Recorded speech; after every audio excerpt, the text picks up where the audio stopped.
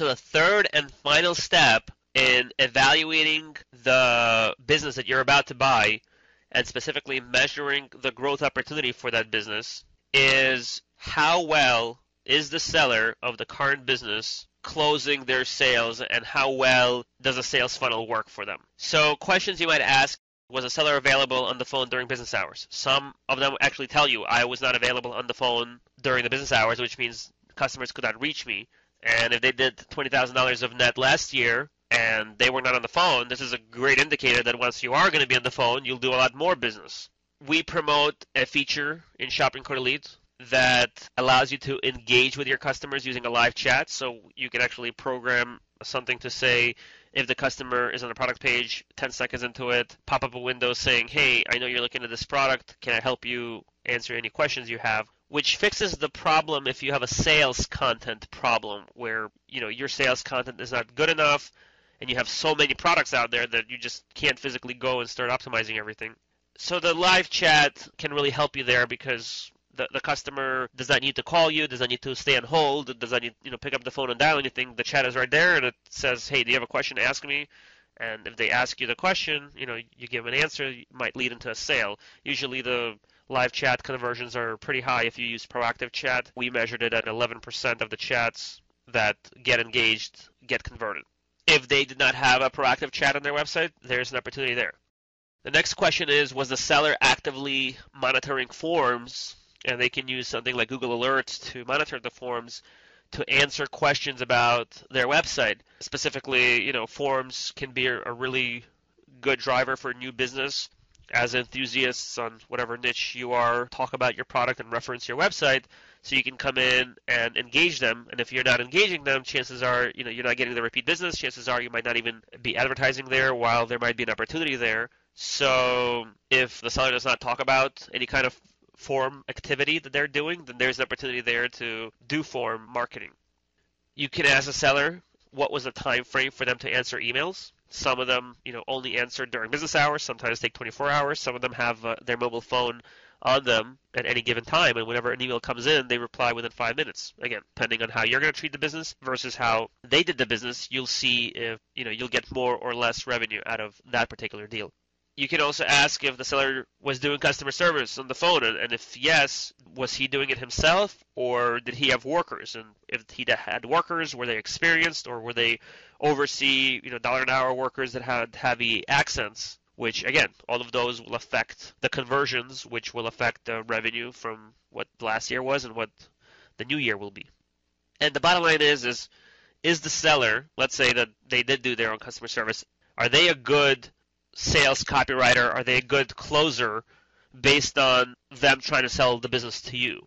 And if the answer is they're okay or they're not very good and you know that you can do better, obviously you can also do better with a new business. And that will also play a role into perfecting your sales funnel and closing the deals, which will give you a more valuable business. Now you also want to see what kind of reputation the business had. And a lot of people that I've dealt with and I spoke to, they think that reputation is a deal breaker, which, let me tell you, if that's how you feel, then you're definitely missing out. And if you can't understand this, then you probably should not be buying the businesses because you really need to understand what you're investing in. You really need to understand how the whole thing works.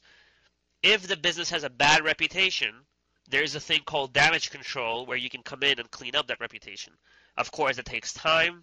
But the good news about it, if a business has a bad reputation, you can use that leverage to negotiate a better deal. So you can say, hey, you got bad feedback, I have to go clean it up. I'm not going to give you 1% of your net profit, I'll give you a 0.8 or 0.7. The question, of course, is how important is the reputation, and what if it has bad feedback and bad reviews? How will that affect business?